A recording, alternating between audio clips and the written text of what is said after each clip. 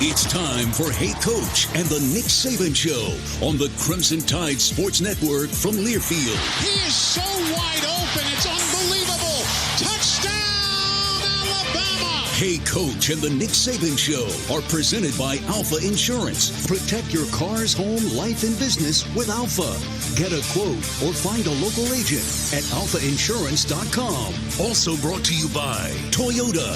Visit your local Toyota dealership today.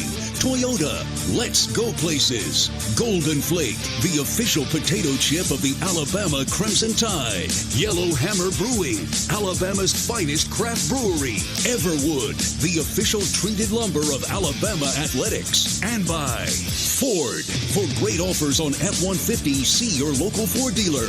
Proud sponsor of the Crimson Tide. Throws far side. Intercepted Alabama. Now, here's Eli Goals. Good evening, everybody. Welcome to Baumhauer's Victory Grill here in Tuscaloosa.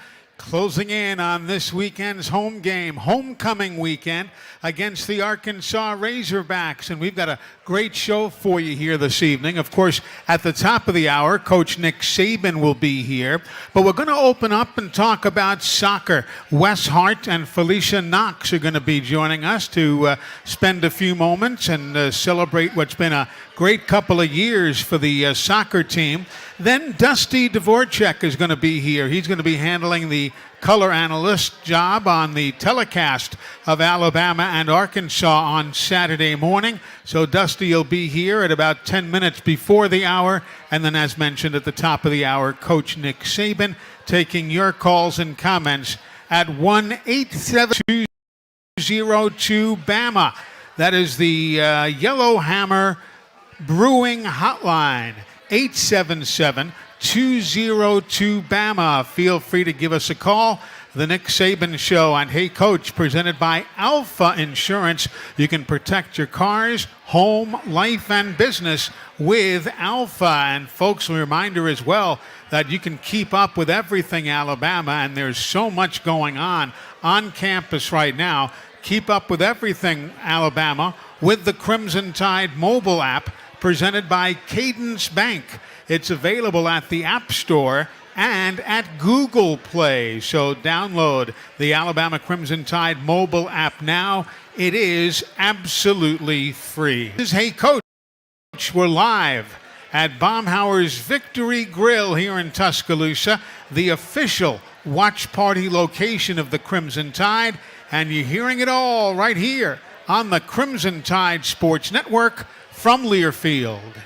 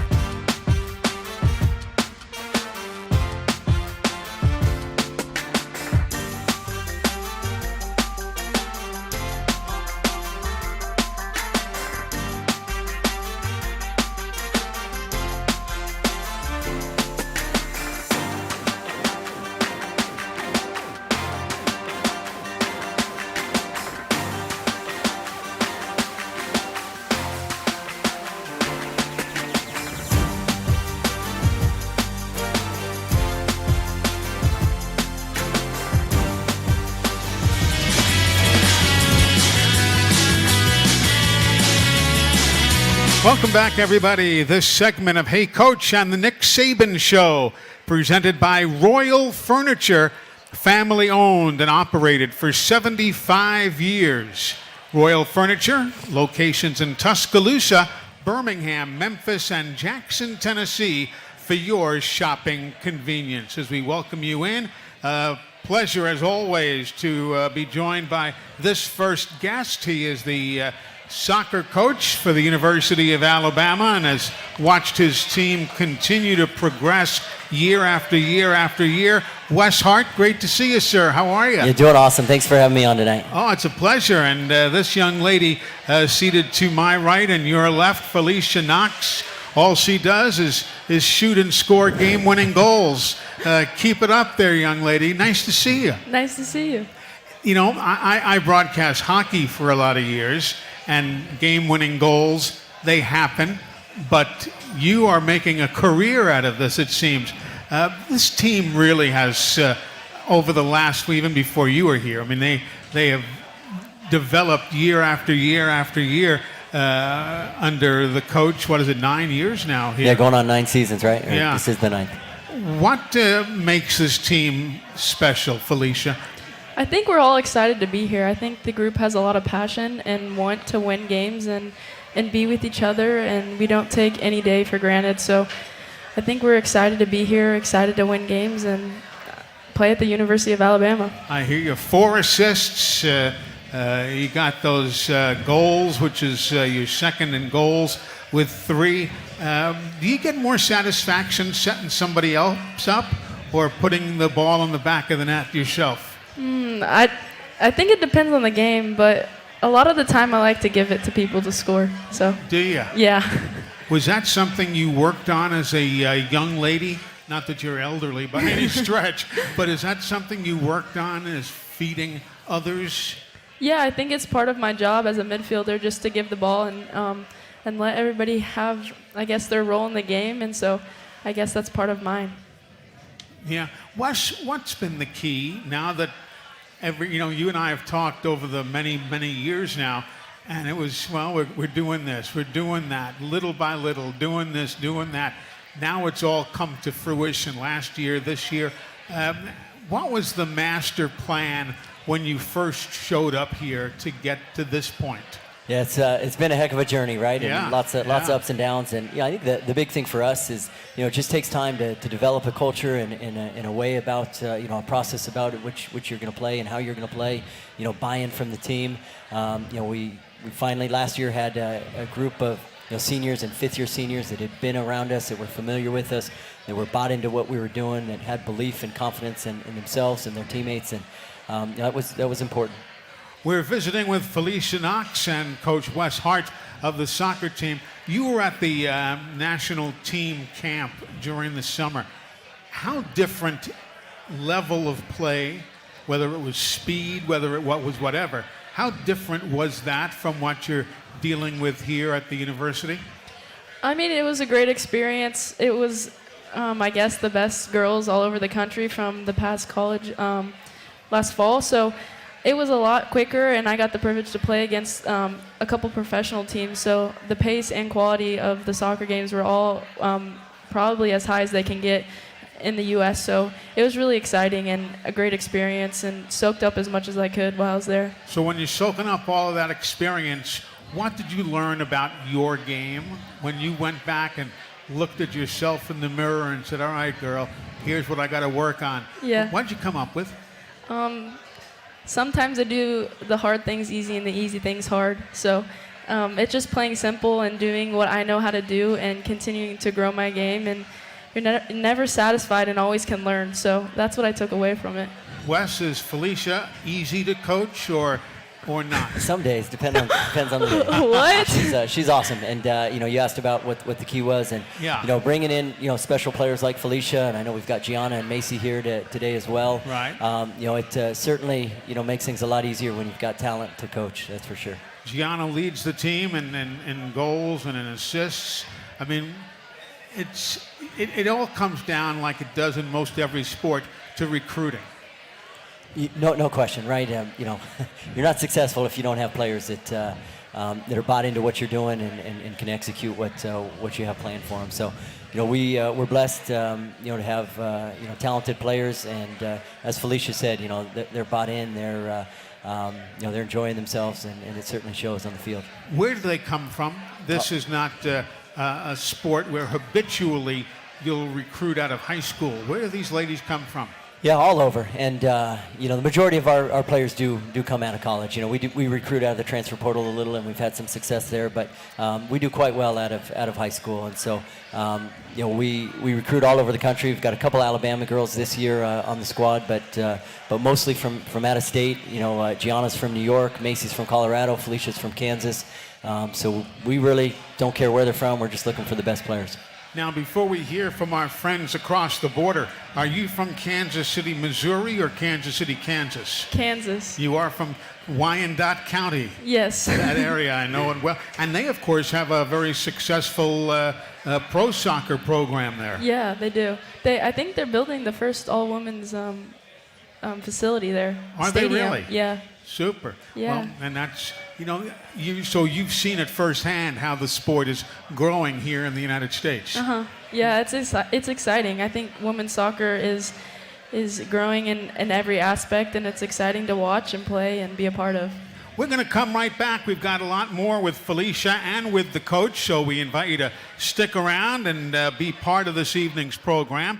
Remember, folks, we're at Baumhauer's Victory Grill, and during the month of October, Baumhauer's will feature special menu items with a pink twist to help promote breast cancer awareness, like the cheese and salsa with pink ribbon chips and any of their wraps with pink tortillas.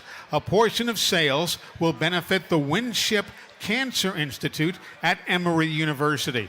Baumhauer's, legendary fun, legendary food. Hey, Coach, presented by Alfa Insurance. Protect your car's home and life and business with Alfa. We're back in a moment on the Crimson Tide Sports Network from Learfield.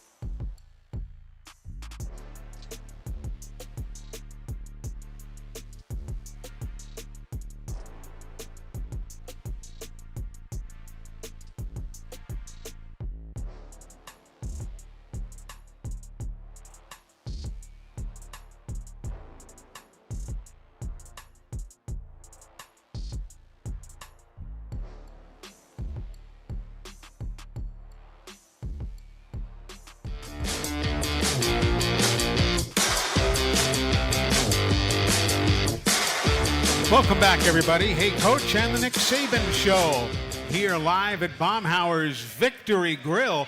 This segment of Hey, Coach is presented by Roll Tide Jerky, Alabama's newest tailgate tradition. Proceeds from Roll Tide Jerky will help fuel Crimson Tide athletes. It's coming to a store near you and at RollTideJerky.com. Roll Tide Jerky, where passion and protein collide. Eli Gold here with our special guests to open the show. Wes Hart, the ninth season head coach of the Crimson Tide soccer team. And we're joined also by Felicia Knox from Kansas City, Kansas, who last year led the nation in assists as she was in his All-America back in 2022. Wes, your team over the last few years, obviously making meteoric strides. What's next? Where are you? What do you need to work on? You're just sustaining this success that we've had, right? It's it was hard to get here, and it's even harder to stay on top. So we want to continue to stay on top of the SEC and ultimately compete for a national championship. So we came close last year, getting to the College Cup semifinal, and we're not going to be satisfied till we win it all. And of course, you personally, I know you don't like to talk about yourself, but the SEC Coach of the Year. First time we've seen that here since Don Staley's day, and that's a nice honor for you. Yeah, certainly, and certainly had the help of the team. That's the bottom line, isn't it? Right. Felicia, what's it like to get recruited by a Wes Hart? What was his style when he showed up in the living room and talked to you and the family? Was it an easy sell for him or not? I feel like when we first started talking, I guess I wasn't really aware of the whole Alabama SEC. This is a big deal type thing. Yeah. Being from Kansas, Big 12 is a big deal, I guess. And so he sold me, I guess, on the part of the SEC and that every team in the SEC is a good contender for soccer. And besides the fact he claims he's shy, but when you get to know him, he kind of opens up a little bit, and we have some fun. So. Once we kind of broke down the wall, we had some good conversations. So it's exciting and nice dude. It really is. Well, are you a shy guy, Wes? I don't know. I guess depends the situation. Okay, good answer. Yeah. We'll let you off the hook. Yeah. Listen, we're going to move on, but we thank you guys so much for joining us here. And like I said, you and I have sat and talked behind this desk and at other venues for many, many years, and seeing it all come together last year and again this year, we're real proud of you. Awesome, man. Well, we appreciate you having us on, Eli, and it's awesome to have you back. Thank you so much. And Thank Felicia, you. Great to see you. Good luck to you. Great to see you. Thank you so much for having us. You got it. Felicia Knox and head coach Wes Hart joining us, talking a little soccer. And of course, Alabama will face LSU tomorrow at 7. And fans, you can trick or treat prior to the game tomorrow. Alabama enters the match tomorrow, ranked number 24 in America, and one of the best home unbeaten streaks in the country at 27 games. They have not lost a match at the Alabama Soccer Stadium since September of 2021. So our congratulations to Wes and the ladies. We're coming right back. We're going to be joined by Dusty Dvorak, ESPN's analyst, and that's coming up right after this on the Crimson Tide Sports Network from Learfield.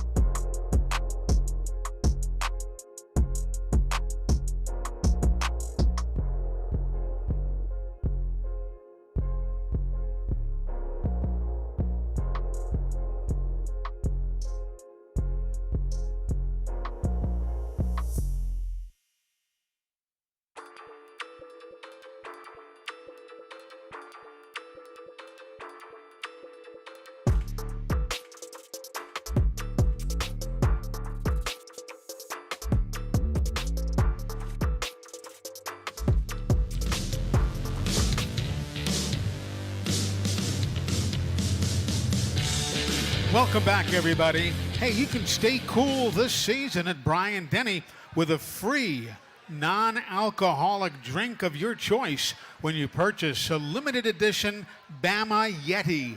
These vintage Yeti cups are also available and only available at Bryant-Denny Stadium. So elevate your game day experience with a Yeti.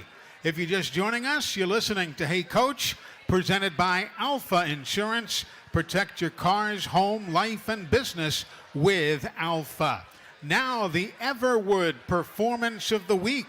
And it goes this week to Alabama women's tennis junior Petra Sedlikova, who won the ITA Southern Regional Women's Singles Championship on Tuesday. Sedlikova earned the ITA Southern Regional Singles title for the first time in her career and the third time in program history, the first time since 2012. So our congratulations to Petra and the Alabama tennis program, and that is the Everwood Performance of the Week. Everwood is wood treated right. We're coming right back with more here on the Crimson Tide Sports Network from Learfield.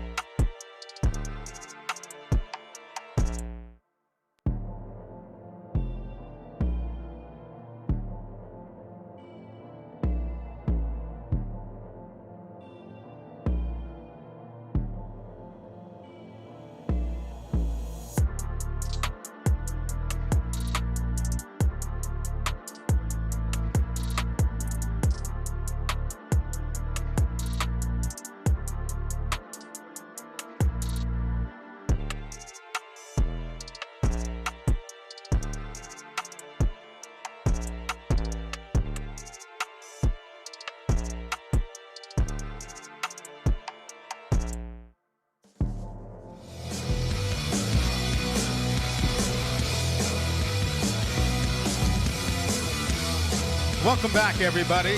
The ultimate Crimson Tide shopping experience is at Alumni Hall. You can get all of your officially licensed Bama gear and apparel for the entire family, including top brands like Nike, Peter Millar, Southern Tide, and Johnny O at Alumni Hall. Shop at Alumni Hall here in Tuscaloosa or up in Huntsville, or online if it's easier for you at alumnihall.com. Alumni Hall, where Bama fans shop. And now tonight's media guest, presented by CB&S Bank. Bank anywhere at any time with CB&S Bank's digital solutions. Managing your finances has never been so easy.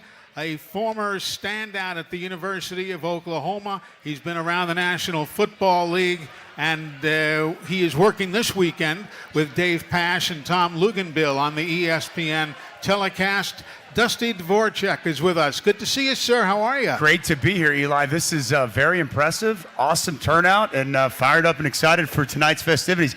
The last time I was in Tuscaloosa was 20 years ago. Really? As a player, we played here in 2003. Right. We had that home and home 02-03. Exactly. We don't have to talk about what happened in the game, but it was a treat to get a chance to play at Bryant-Denny, and now back 20 years later to call my first game here. Very, very cool. And you work with Dave Pash, which is a great. He's a great play-by-play guy. He's the best. This is his 20th year with ESPN and ABC, and he is my third year to work with him, and he is just an absolute treat. So, yeah, we're going to have some fun. You live in Norman, Oklahoma. Tell me, from your perspective, what are the fans saying about the Sooners joining the SEC? Fired up and excited. They can't wait. I mean, I think it's because of great, amazing fan bases like you guys have here. That's why going back to that home and home in 02 and 03, the fans have been talking about it since then, about how great the fans were that came to Norman and then getting a chance to come here to see a game. I think like-minded fan bases, tradition-rich programs, and, you know, obviously it's been a good year so far for Oklahoma, so I think they're even more optimistic this year than they were a season ago. But, man, the SEC is the most dominant conference in college football, and to get a chance to add two brands like Oklahoma and Texas, I mean, who doesn't love that? Exactly. Dusty Dvorak is with us, and he, of course, also hosts the Dusty and Danny Show on Sirius XM Radio, and you can hear him in and around the Oklahoma City area for those of you who might be tuning in from there. Right now, we have to pause 10 seconds for station identification. This is the Crimson Tide Sports Network.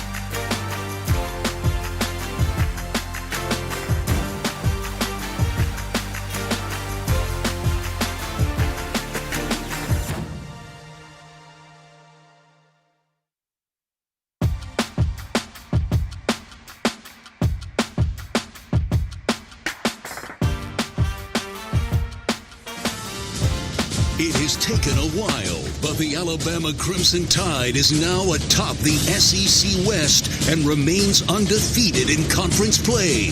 This week is homecoming at the Capstone, which means that in addition to alums making their way back to campus, there is an important football game on the agenda. The Arkansas Razorbacks provide the opposition this weekend. Another SEC West opponent ready to knock the homestanding favorite off their perch. Alabama and Arkansas take center stage on tonight's October 12th edition of the Nick Saban Show. Here we go! Hey everybody, Alabama coach Nick Saban here. This is the Nick Saban Show. Roll Tide. Live from Baumhauer's Victory Grill in Tuscaloosa. All right, blow the horn, let's go. Presented by Alfa Insurance. For auto, home, and life insurance, call Alfa. Welcome, everybody, to Baumhauer's Victory Grill here in Tuscaloosa. So happy to have you with us. Eli Gold, joined by our media guest from whom you've already heard, Dusty Dvorak, and the head coach of the Crimson Tide, Nick Saban, who I'm just guessing you're probably happier sitting next to Dusty than seeing him on the gridiron like we have over the years. This guy was all-conference and all-America at the University of Oklahoma. Yeah, he was a great player. I remember him in 2003. I think we played in a national championship game. Yep. I'm not saying anything about how the outcomes or how the game went or anything. I'm just telling you we had a lot of respect for him as a player. He had a great career, and love it that he's here. They kicked our butt is what happened. That's the truth. They kicked our butt. He had an unbelievable defense, and it was a heck of a ball game. Coach, thanks so much for having me. How about this event, man? This is awesome. You got quite the crowd here tonight. Yeah, it's great. I'm glad to see the energy and enthusiasm and excitement that everybody has for this game. It's homecoming. It's a big game for us, and I've been trying to tell our players, it's only natural for everybody to, when you have a big win, especially in a tough place on the road like we had last week, that you don't sort of lose your energy a little bit and enthusiasm in terms of the preparation the next week. It's been a work in progress this week, I think, to get the guys back, to get them where they need to be, but they were pretty good today, so hopefully we'll be able to carry that on. I had a chance to go to practice today. You were fired up, your coach were fired up. It seemed like you guys were bringing the energy, and what I noticed, the players, they were really responding. I thought you guys had a heck of a practice today. Yeah, well, Thursday is, we want to put it all together. So, you do certain things on Monday, Tuesday, Wednesday, and then on Thursday it's kind of a mixture of all the things that you've done all week, and you want to see the players be able to execute it, play the game like it's a game. We have that noise going on in there, so it makes it hard for them to communicate. But I thought they were much better today from an energy standpoint and a focus standpoint. Poise, confidence, and execution. That's the thing that I was preaching last week, before we played A&M. Playing on the road, it's going to be loud, going to be noisy, and all that. And if you look at the game, the plays that we made were made because we had poise, and we played with confidence, and we executed well. And then some of the miscues that we had were also, we had 9 pre-snap penalties on offense.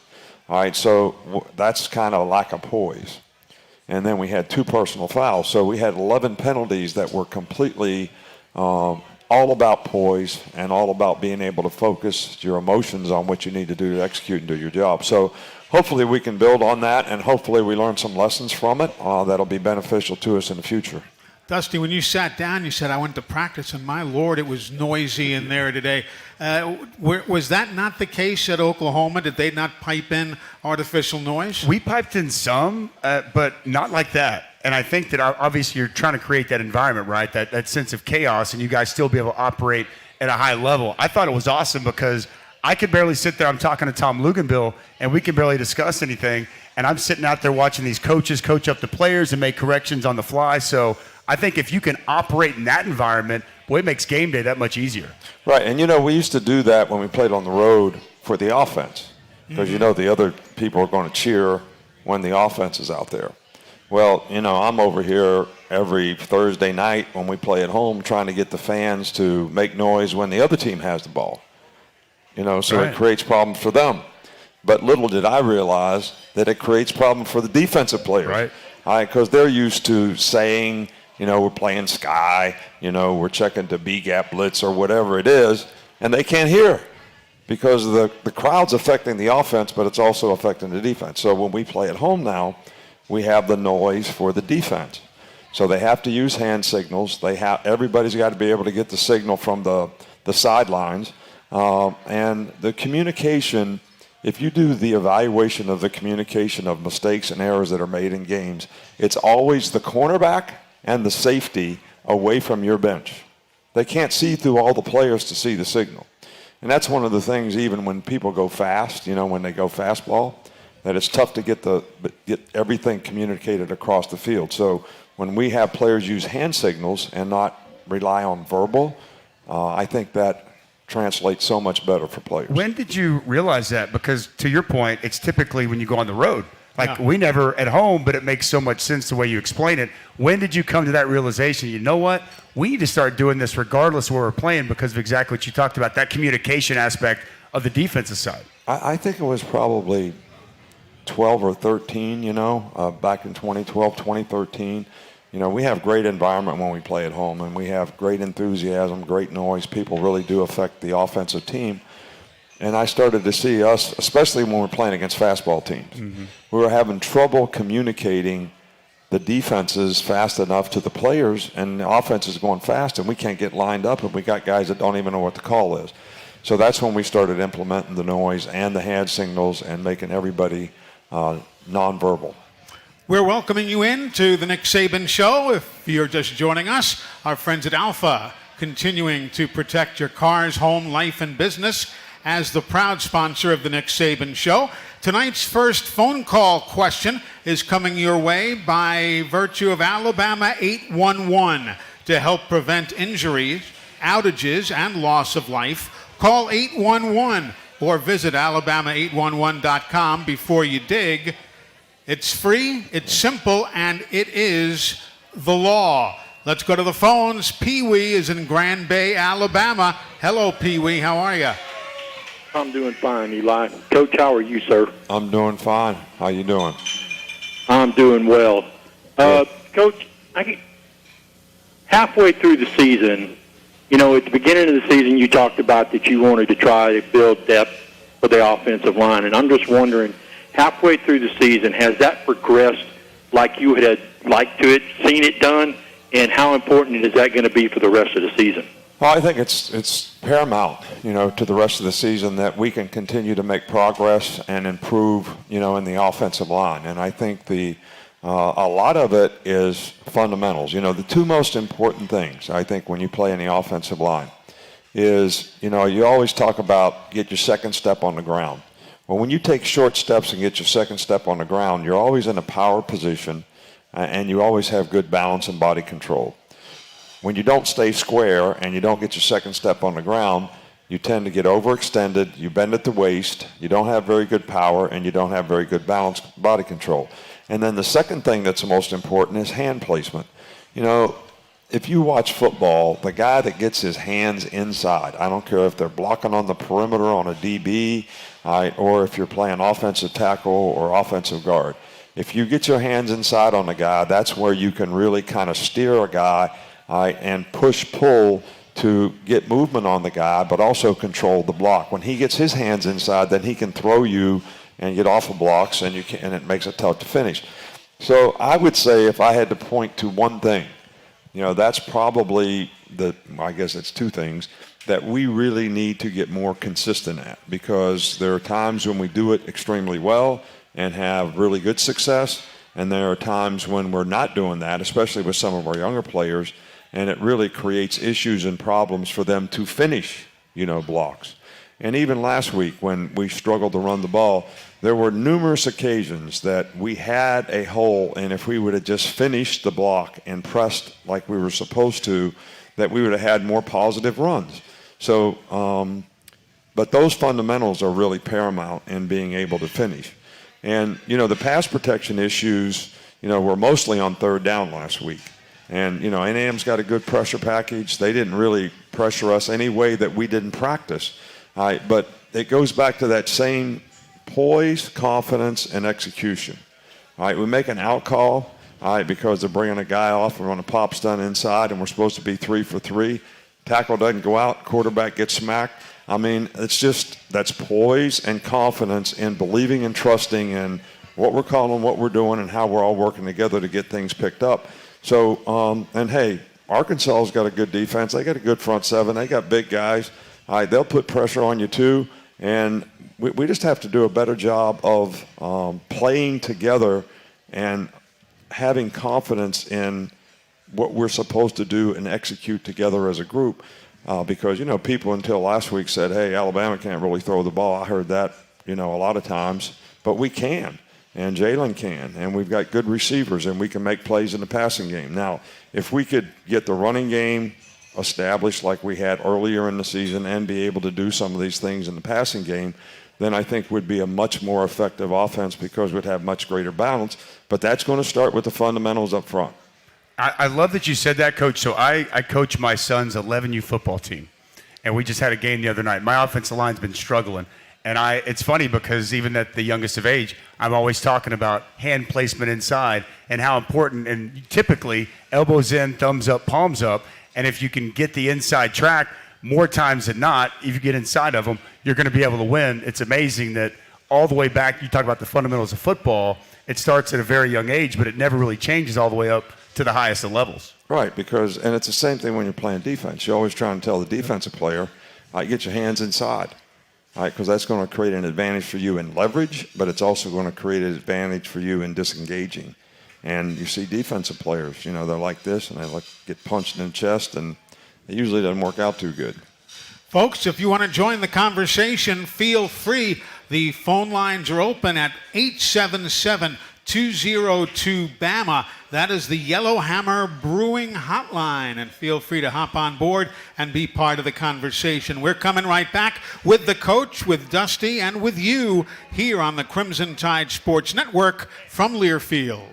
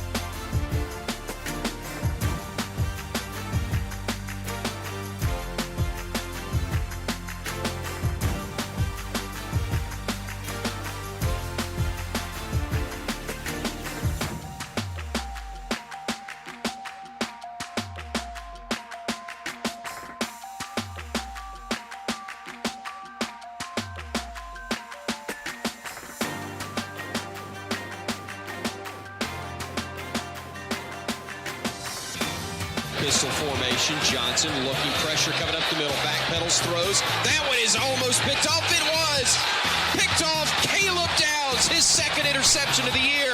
And Bama takes it over at the Aggie 39-yard line. Welcome back, everybody, as we continue from Baumhauer's Victory Grill. We're here in Tuscaloosa. We're glad to have you with us. Hey, Coach, and the Nick Saban Show are presented by Alfa Insurance. Protect your car's home, life, and business with Alfa.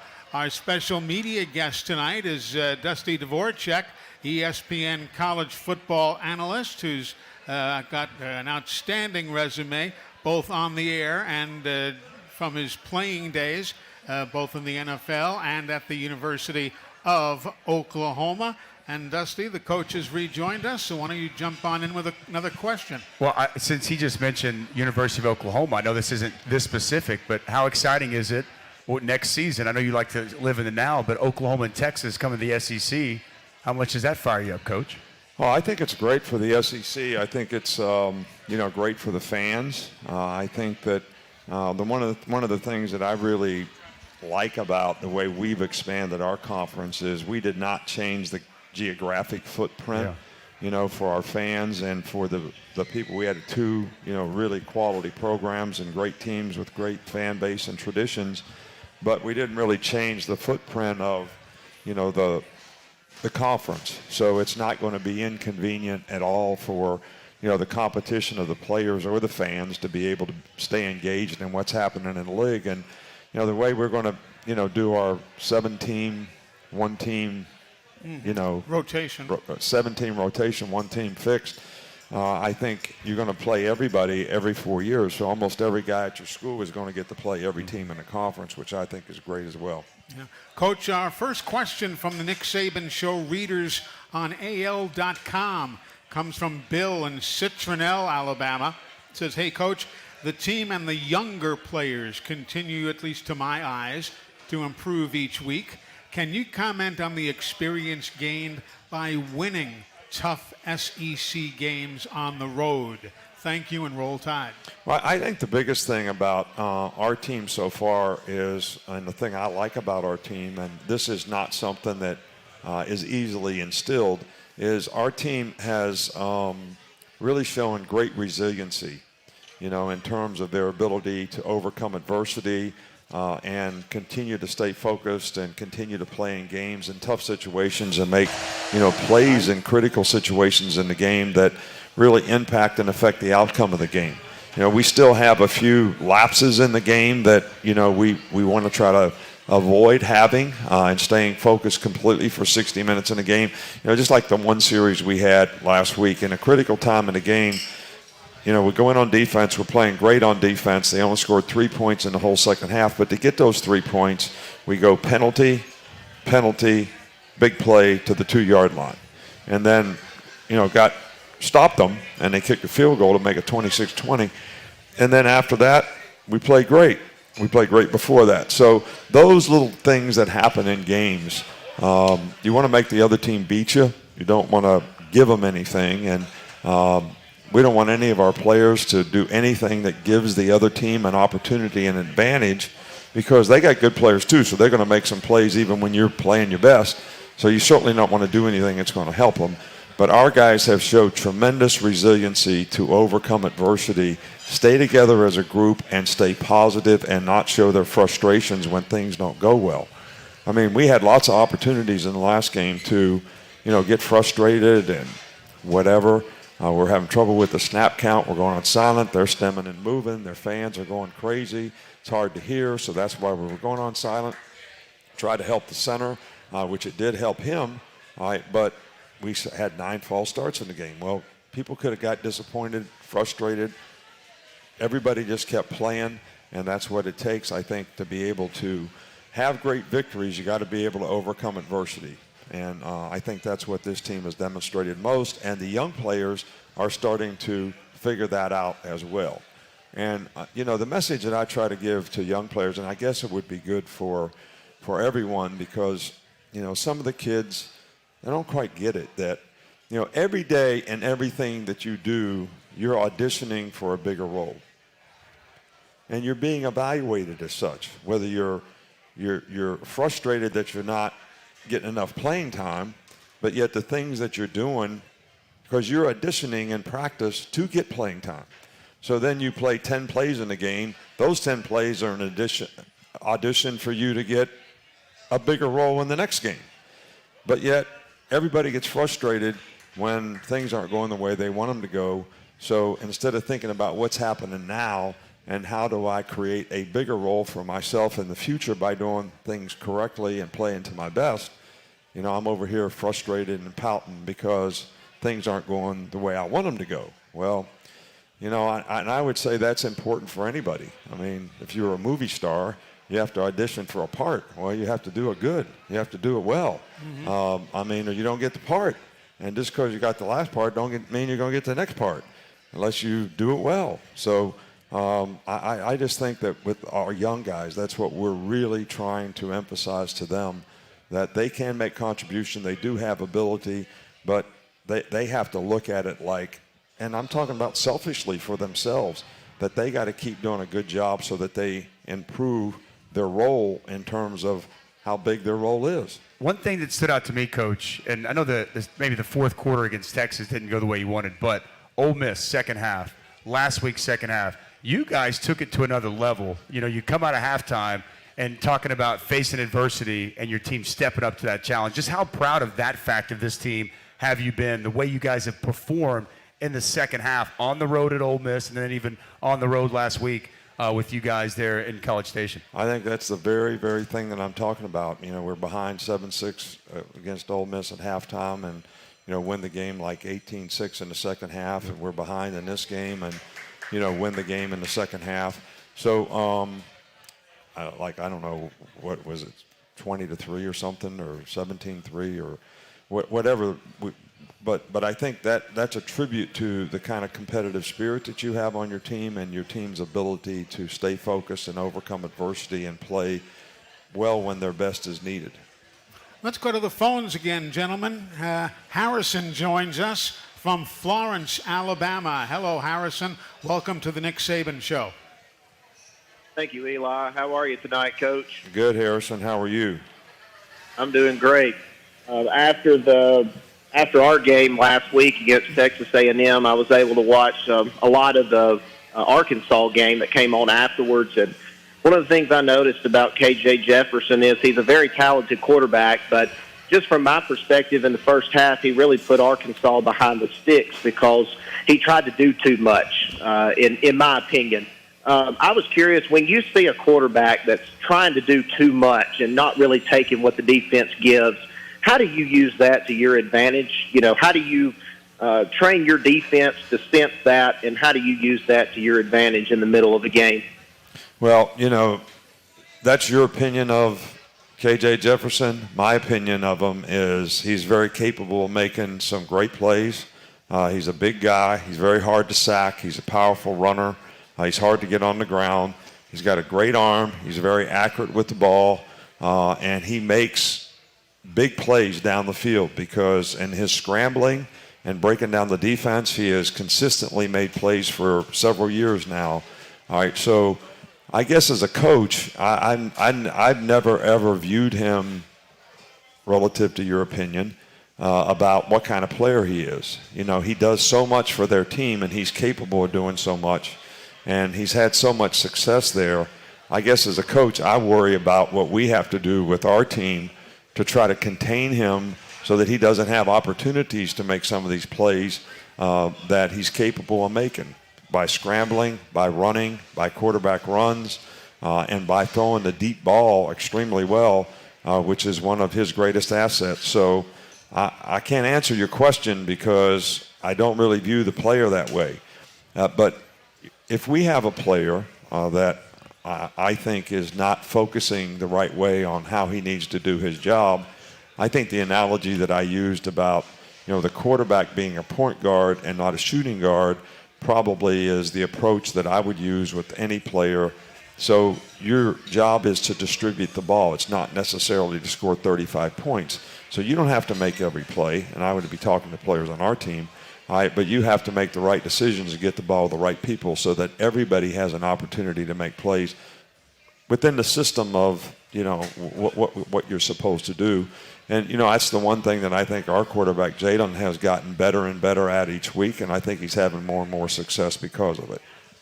With mobile quarterbacks, what do you guys do in particular? You did a great job with Jackson Dart. You're going to face another one in KJ Jefferson. Anything Coach Roach or you guys do as a defensive line for that scramble drill, or even design quarterback run with what they're going to do? They run that little sweep to the boundary. They're going to run some quarterback counter. Anything in particular that you guys really hone in on when you're facing a quarterback that's got a skill set like KJ Jefferson? Right. Well, it's really, really hard because when you got a quarterback that runs quarterback runs, you're always one short because that means they have one more blocker. So every defense that you have, all right, is that they got a guy carrying the ball, they got a guy handing the ball off. Well, now they got a guy blocking and a guy carrying it. They don't have a guy handing it off. All right, so you got to be +1 on defense some kind of way from some place. So if you're playing middle of the field coverage, the middle of the field safety's got to be able to read the quarterback runs and be the +1 player. If you're playing split safeties, you got to get the safeties out at the top to do the same thing. But they also have really good play action passes, so you got to have great discipline, eye control, to be able to read these things, or you have problems. Now, when it comes to scrabbling, you know, people do all kind of stuff. You know, people are doing it to Jalen now, where, they look like they're rushing 4 guys, but they're really rushing 3 guys, and they got 1 guy spying the quarterback, or they're rushing 4 guys and they got a 5th guy spying a quarterback. And that's one of the things that Jalen's got to grow into, and we talked about it again today. Is he flushes out of the pocket and he thinks he's going to be able to run, and all of a sudden this linebacker comes scraping out of nowhere. Well, that was the spy guy. All right, and he's like, what do I do next? Well, you got to throw the ball away if you don't have a play down the field because or you don't have open field. So these are all learning experiences that I think you have to go through, but they're all techniques that when you play against running quarterbacks, especially when you play man-to-man coverage and people are going to turn their backs and run, the quarterback breaks out, there's nobody looking at him. It's tough. So you got to be able to have spies on the guy. One thing you do have is a gentleman in the person of Will Reichard. He is now 1 point away from the SEC all-time scoring record, and he is 50 points away from the NCAA all-time scoring record. What a luxury when you can call upon a gentleman who more often than not is going to convert for you from anywhere. Well, Will Reichard is, he's fantastic. People, to have really good specialists on your team is a tremendous asset. People that you can depend on in the clutch. And, people don't even realize, they talk about field goals and extra point, but, kickoff and kickoff placement and putting the ball the right place so your coverage patterns are going to, be most effective. And, Will does all that stuff extremely well. He's very accurate. He's got a strong leg. And what a great person. Just you couldn't find someone who's a better guy, more committed to trying to be the best that he can be in everything that he does. The kind of person he is, kind of student he is. He is outstanding as a football player, as a kicker, no doubt. Yeah, he had those 4 punts last week. Do you like to see the field goal guy have to punt? Is the style difference a problem? No, it really isn't. It could be a problem for some guys. It's not a problem for Will. And, I made a comment. Gary Danielson was asking me about, Smith, their punt returner. And I said, one of my biggest worries in the game is James will out-kick his coverage. So he kicks it on the 40-yard return, 63 yards with a 4.6 hang, which is not – if you're going to kick it 63 yards, you need to hang it up there longer than that. So we missed 6 tackles on it, but, he had too much space to make people miss to start with. And he had 0 return yards when Will was punting. Yeah. Because Will's not going to punt at 63 yards. He's going to punt 40, 42. It's going to have hang time, and when the ball comes down, there's going to be 4 guys standing around the guy. So I hated to see James get hurt. Yeah. But I felt a little better about covering the punts when Will was punting against that guy. And that's why folks tune into this show. You get all the behind-the-scenes thinking from Coach Nick Saban. We are coming right back. I want to talk about Caleb Downs, talented safety. We'll discuss him and a whole lot more. So don't go away. You're listening to Hey Coach on the Nick Saban Show from the Crimson Tide Sports Network on Learfield.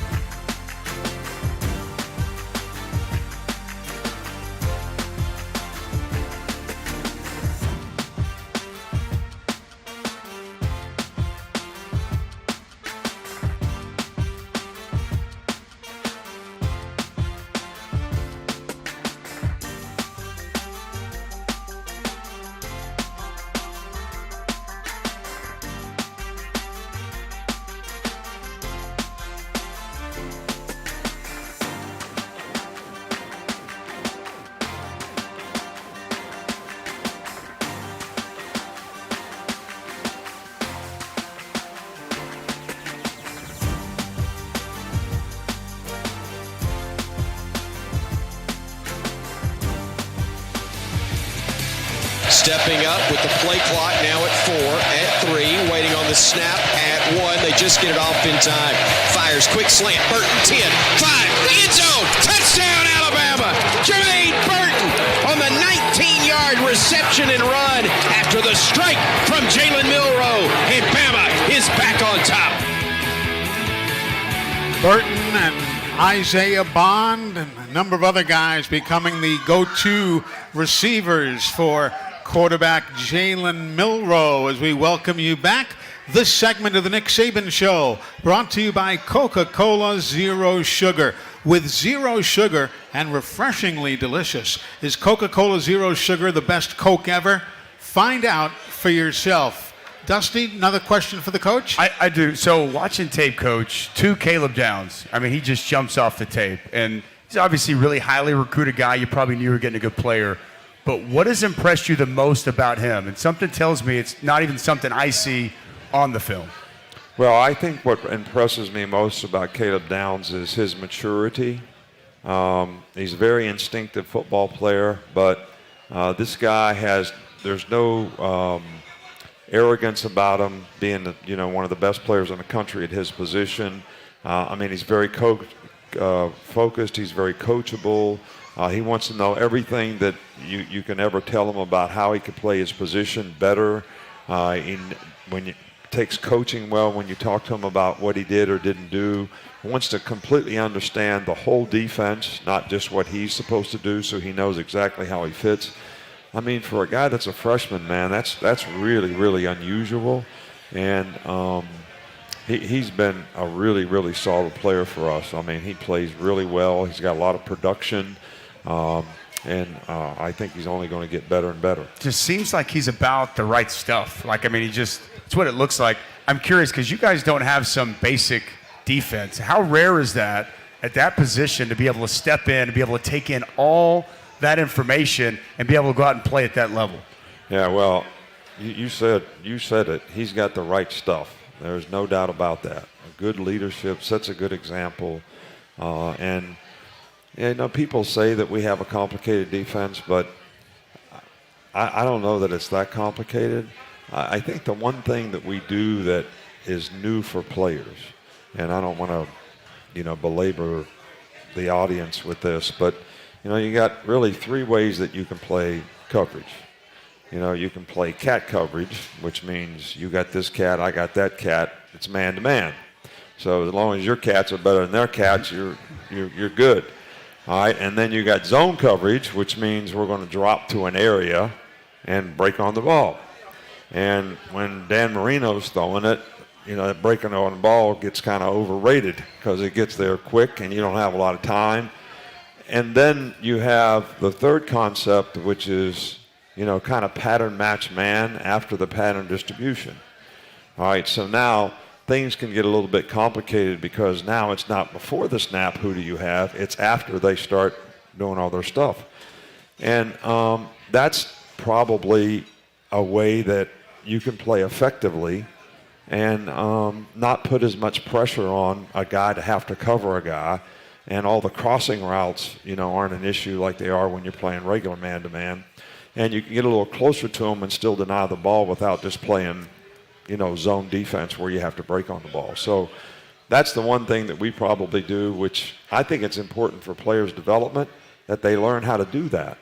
Because the concept of doing that is something that really helps them at the next level. And I think, I don't know, we've had 30-some defensive backs drafted out of here since we've been here, and a lot of them make it, and they make it for a long time.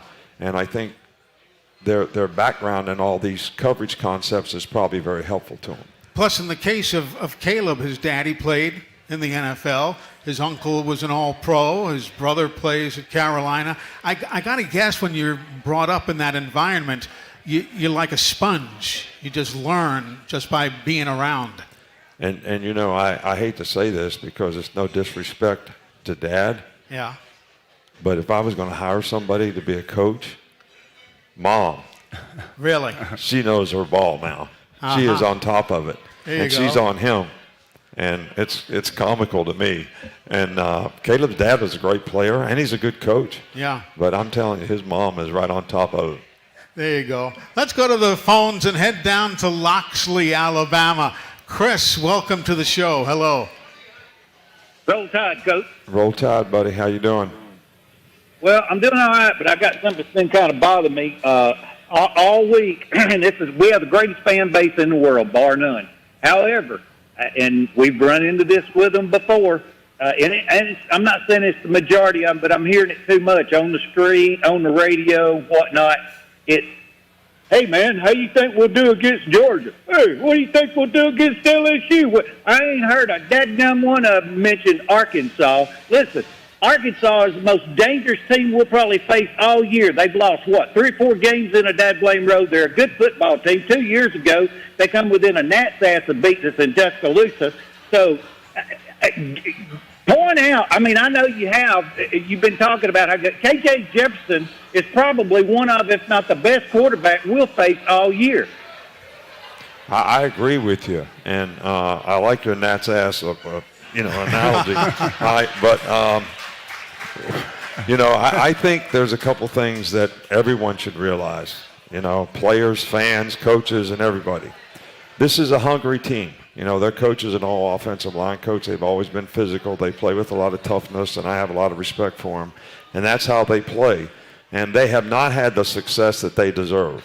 They lost 34-31 at LSU, had chances to win the game, lost by 1 touchdown last week at Ole Miss, lost a really close game to BYU. All right, so I am 100% in your camp of how good this team can be. And it's not a time for us to be complacent or focus on anything. But what's happening right now, what's in front of us right now in terms of the team that we're playing and how we need to go out and play to play well against this team. And this is a well-coached team now. They're a tough preparation. They do a lot of good things on offense and to utilize the players they have, including this quarterback, who is a really, really good player. And they're playing much better on defense and much more aggressive. They're bigger. They're more physical than they have been in the past. All right, so this is a very challenging game. And, I appreciate you letting me know what everybody's saying out there because I don't really listen to it. Not that I don't want to. I just don't get involved in it. I try to stay focused on, what we need to do to try to get the outcome that we want to have. And and I always think it's going to be a challenging game. I always have a tremendous amount of respect for the other team, the other coaches. Try to stay technically involved in what we have to do to be able to have success against them. But I'm with you. I'm 100% with you. There is nobody in our camp, none of our fans, nobody should have any expectations that this is not going to be a tough game and that we're all going to have great energy and enthusiasm in supporting our team and trying to get the best out of our team so that we'll have the best opportunity to get the outcome we want. Complacency, you use that word there, and you're the best I've ever seen at stomping that out. What's the key to that? Let us inside because you have your team ready to play, and it can easy to fall into that trap, right? You just want a big game. Everybody, like the caller said, is telling you how great you are now, already putting you in the SEC championship game, and you've done this for decades. What's the key to that for people that don't know? How do you stomp that out and keep your team focused on the task at hand, the next opponent? Well, because success can be an enemy to us all. Because when you're successful, it's human nature to think I should be rewarded. I deserve an opportunity to get a day off. I should get a trip to the Bahamas because I sold this many cars. I mean, that's human nature. I did well, so what do I get for it? Right. All right, well, you did well. You won 1 game. All right, so at Texas A&M, and now you got another challenge. So you can't allow this lack of energy to persist because you're complacent and you're not paying attention to detail, you're not preparing correctly. These things that I talked about in the beginning, all right, which was, having poise, confidence, and execution. Where do those things come from? Those things come from having great preparation, which means you have good energy throughout the course of the week in terms of how you're preparing because you're going to get reps on plays, but we can't rep every play against every call that we have. You have to be able to be adaptable when the game comes to be able to make these things work against something that we didn't see before, or we didn't practice against that. But you can do it on principle because you're well prepared, you're confident, and because of that, you can adapt to it. And I think that players have to understand that. But, hey, we won 19 games in a row here twice. And we lost a game on the 20th game that probably we shouldn't have lost. And it was because of that. And it doesn't get you until it gets you, is what I always tell players. It may take 3 or 4 weeks to really get you because you're not practicing the way you're supposed to. You're not preparing the way you're supposed to. So instead of creating good habits, you're creating bad habits. And eventually those bad habits show up on the field. And that's when it gets you. All right, so, it's not easy for players. We've had tough 6 weeks. And, our players work hard, and it's psychologically difficult to raise your energy level and be ready to play and be your best performer every time you go out there and play. That's the challenge. That's what we're trying to get everybody to do. But that's not easy to do, and it's not really even human nature for everybody to think I'm going to go be my best every opportunity that I get. And I think that the big thing we fight is what these guys hear externally and how they are affected externally, what people say. Even, the guy telling me today, we're 20-point favorites. I don't think we're 2-point favorites. I just think about what we have to do to win. What do we have to do to beat the other team at play in and play out so we have a chance to get the outcome that we want? But that's what people hear, and that affects them psychologically in terms of, we don't have to worry about this. We just show up, and the other team's not going to, you all heard my speech about nothing. Yes. Yeah. Excellent, by the way. I love that. You heard that. All right, so we're not entitled to nothing. The other team's going to give you nothing. And really, the only thing that matters is that you do the best you can do because nothing else matters. That's what you need to do. And that's what you can control. But, man, I'm telling you, these phones, social media, and people in this day and age, in this generation, they get a lot of positive self-gratification from what other people think. So you want people to be motivated internally in terms of what they want to accomplish, what they want to do, how much value they want to create for themselves by controlling the things they can control and doing it well, but yet all these things out here are affecting how they do what they do. Everybody, I used to say, don't look at the scoreboard. And everybody's like, this guy's nuts. Why would you play different if you're ahead by 14 points or if you're behind by 14 points? Why? If you want to be the best player you could be, why would that matter? Why would that matter? And I think that's the thing that's really tough to get everybody to understand. But it goes right back to that thing I said before. You're auditioning all the time. So people are looking at you and making opinions about you. And if you don't play well, that's the last thing in their mind. And that's what they think. And they're actually looking, you played in the NFL, they're looking for what? They were looking for reasons not to pick you. Yep. All these kids think, I can catch 8 passes in a game and I'm in, like Flynn. No. We had a CIA agent that did background checks on every guy when I was at the Miami Dolphins to find out. We knew if guys, when they were a sophomore in high school, if they got in a fight in a bar. Knew everything about them. And made decisions based on their character because of some of those things as much as what they did on the field. So don't give anybody a reason not to pick you. But be the best you can be all the time as a person, as a student, as a player, and everything that you do. That's what we preach. That's what we try to do. That's how we try to keep them from getting complacent.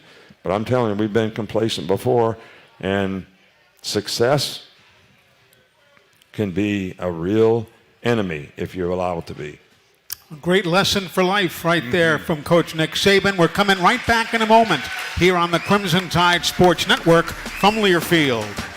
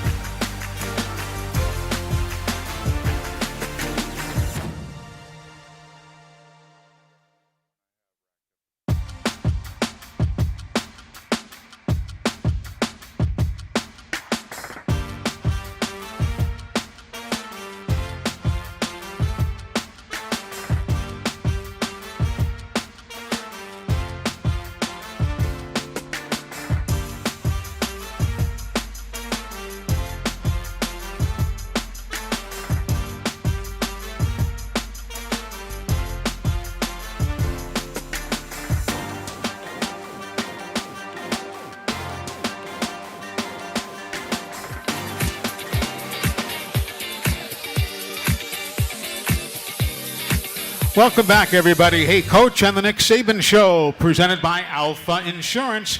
Protect your cars, home, life, and business with Alfa.